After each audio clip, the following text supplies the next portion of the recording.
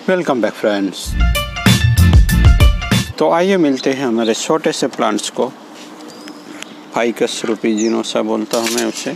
बहुत ही छोटा सा कटिंग से किया हुआ प्लांट और अब जाके कुछ अच्छा दिखने वाला है। शायद ये टेक्सचर आप देख सकते हैं रॉक में, ये रोड साइड से मुझे मिला था और बहुत ही बढ़िया टेक्सचर है उसमें। और आजकल मैं प्लांट्स को घुमाता हूँ तो आप लोगों को लगता है कि ये कैसे हो रहा है, तो चलिए उससे भी मिल लेते हैं। ये है टर्न टेबल मेरा बनाया हुआ दोस्तों।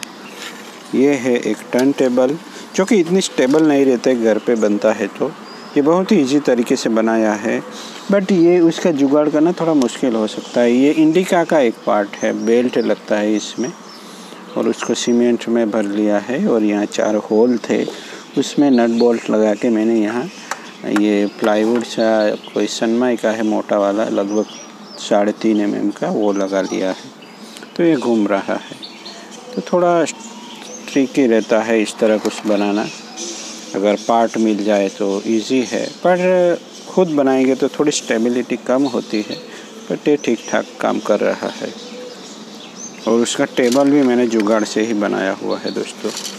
ये सीमेंट का नीचे प्लास्टिक रख के मैंने कुछ बना दिया था और उसके 4 जो लकड़ी थी वो लगा ली थी और उसको उल्टा किया तो ये टेबल बन गया है। तो सब जुगाड़ ही है। और पीछे वाला जो कपड़ा है वो 70 रुपये का है। तो चलिए इसी तरह से जुगाड़ हो जाता है। और कैमरा मेरा है दोस्तों केवल MI5 सिंपल फ़ोन है, MI5 का सिंपल सा फ़ोन, तो उसी से सब रिकॉर्डिंग होता है। तो चलिए अब बात करते हैं प्लांट्स पे। विंटर है, ट्रिमिंग नहीं करनी है, गांठ बांध ले। और ये थोड़ा बहुत ग्रोथ में है, तो चलिए लीफ हटा लेते हैं और कोई नया ग्रोथ आया है उसको हम मूवमेंट दे देंगे।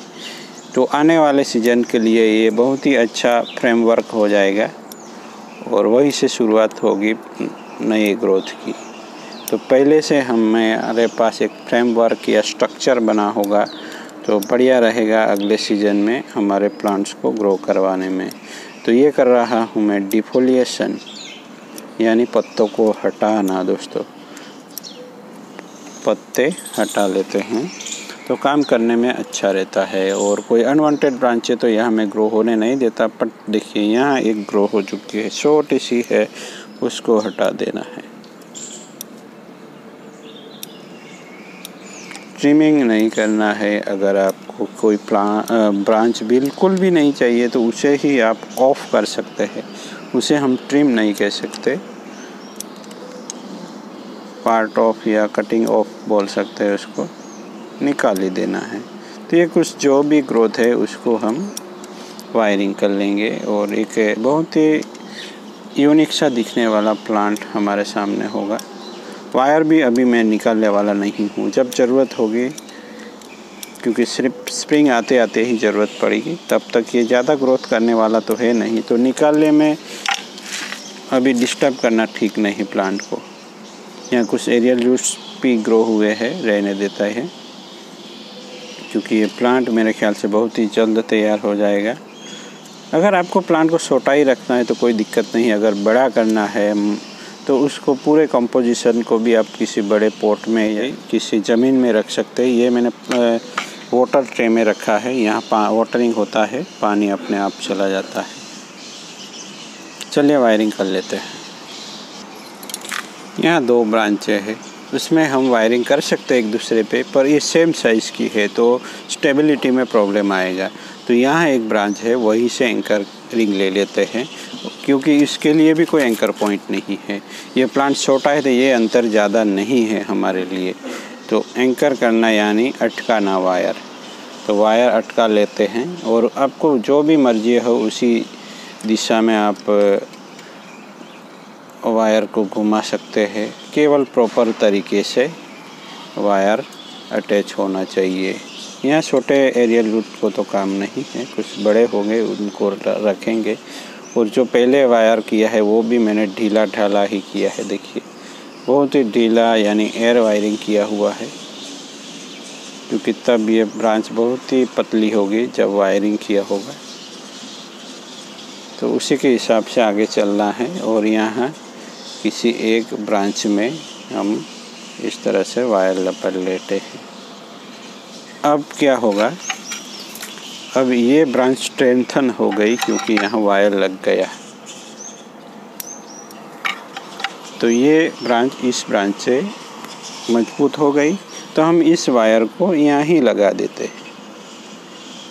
इस तरह से होता है जुगाड़ दोस्तों, या एंकरिंग।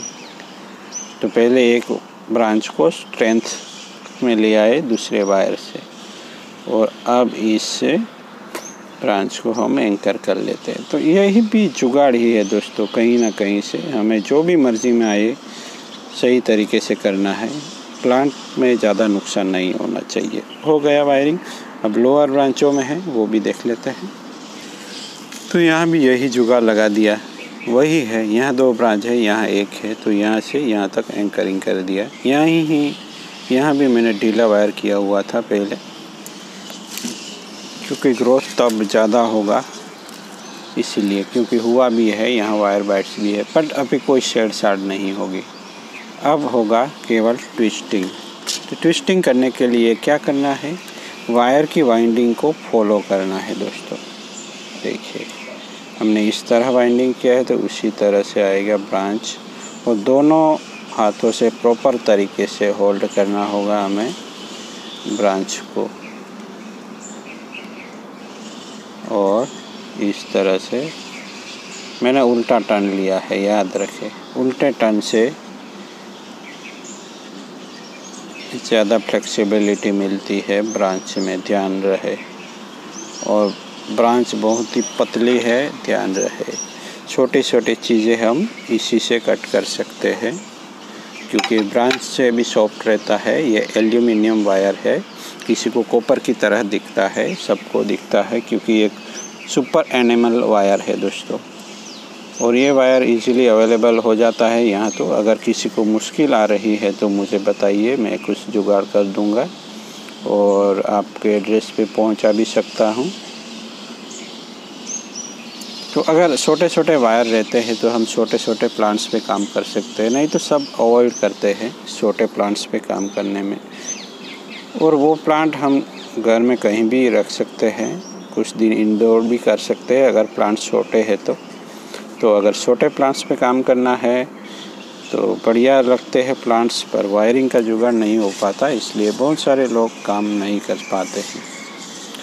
तो ऐसे लोग जो कि बिल्कुल ही अरेंज नहीं हो रहा है, यहाँ लोकल में तो मैंने 2-3 लोगों को ये कहाँ से मिलता है वो भी दिखाया, और सप्लाई भी किया है वायर। अगर लेने जाएंगे तो आप लोगों को अलग अलग गेज में थोड़ा महंगा पड़ सकता है। तो मैं जुगाड़ कर रहा हूँ कि सबको अलग अलग गेज के वायर दिए जाए 1 किलो के अंदर ही, तो सबको एक साथ सब छोटे बड़े सब वायर मिल जाएंगे, तो छोटे बड़े प्लांट्स पे काम कर पाएंगे सब। तो चलिए, ये तो रेडी हो गया। कुछ और ग्रोथ होगा तो ये बहुत ही अच्छा दिखेगा। देखिए ये पूरा कंपोजिशन यही बनाना होता है। और यहाँ ग्रीन मॉस होती है तो एकदम लाइव लगता सब। तो चलिए दोस्तों, मिलते हैं एक नए टॉपिक के साथ। Thank you for watching.